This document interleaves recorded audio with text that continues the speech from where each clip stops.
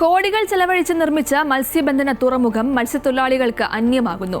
ആലപ്പുഴ തോട്ടപ്പള്ളി ഹാർബറിനാണ് ഈ ദുരവസ്ഥ. ജില്ലയിലെ ആയിരക്കണക്കിന് മത്സ്യത്തൊഴിലാളികൾക്ക് ഗുണകരമായി മാറേണ്ട ഈ തുറമുഖം ഇന്ന് അവഗണനയുടെ നടുവിലാണ്. അശാസ്ത്രീയമായ നിർമ്മാണം മൂലമാണ് തോട്ടപ്പള്ളി തുറമുഖം മത്സ്യത്തൊഴിലാളികൾക്ക് പ്രയോജനപ്പെടാതെ പോയത്. ഇപ്പോൾ പ്രതികൂല കാലാവസ്ഥയെ തുടർന്ന് 500-ലധികം വള്ളങ്ങളാണ് തുറമുഖത്ത് നങ്കൂരമിട്ടിരിക്കുന്നത്. പരമാവധി 50-ൽ താഴെ വള്ളങ്ങളെ ഉൾക്കൊള്ളാനുള്ള സ്ഥലപരിമിതി മാത്രമേ തോട്ടപ്പള്ളി തുറമുഖത്തിനുള്ളൂ. വലിയ മത്സ്യബന്ധന യാനങ്ങൾ കിടക്കുന്നത് കൂടുതൽ അപകടത്തിനും വഴിവെക്കും. 50 മുതൽ 70 ലക്ഷം രൂപ വരെ വില വരുന്ന വള്ളങ്ങളാണ് ഇവ. പ്രതികൂല കാലാവസ്ഥയിൽ ശക്തമായ കാറ്റടിച്ചാലോ കടൽക്ഷോഭം ഉണ്ടായാലോ ഇവയെല്ലാം തകരുമെന്ന ആശങ്കയാണ് മത്സ്യത്തൊഴിലാളികൾ ഉയർത്തുന്നത്.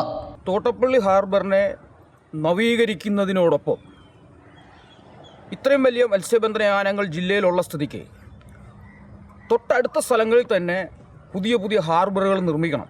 കോടികളുടെ നഷ്ടം സംഭവിക്കുന്നത് കൂടാതെ ആയിരക്കണക്കിന് മത്സ്യത്തൊഴിലാളികളുടെ ഉപജീവന മാർഗവും ഇതോടെ നിലയ്ക്കും. വടക്ക് അർത്തുങ്കൽ മുതൽ തെക്ക് തൃക്കുന്നപ്പുഴ വരെയുള്ള വള്ളങ്ങൾ ഈ ചെറിയ ഹാർബറിനെയാണ് ആശ്രയിക്കുന്നത്. തോട്ടപ്പള്ളി ഹാർബർ നവീകരിക്കുന്നതിനോടൊപ്പം പുന്നപ്ര ഫിഷ് ലാൻഡിംഗ് സെന്റർ തുറമുഖമായി ഉയർത്തണമെന്നാണ് മത്സ്യത്തൊഴിലാളികളുടെയും വള്ളമുടമകളുടെയും ആവശ്യം. ഒരു ഹാർബറിന് വേണ്ട എല്ലാ ഭൗതിക സാഹചര്യങ്ങളും നിലവിൽ പുന്നപ്ര ഫിഷ് ലാൻഡിംഗ് സെന്ററിലുണ്ട് എന്നിരിക്കെ പുന്നപ്രയിൽ ഒരു ഹാർബർ കൂടി നിർമ്മിച്ചാൽ മാത്രമേ ഒരു പരിധിവരെ തോട്ടപ്പള്ളി ഹാർബറിൻ്റെ ഇപ്പോഴത്തെ ശോചനീയാവസ്ഥയ്ക്ക് പരിഹാരമാകൂ എന്നാണ് മത്സ്യത്തൊഴിലാളികൾ പറയുന്നത്. അമൃത ന്യൂസ്, ആലപ്പുഴ.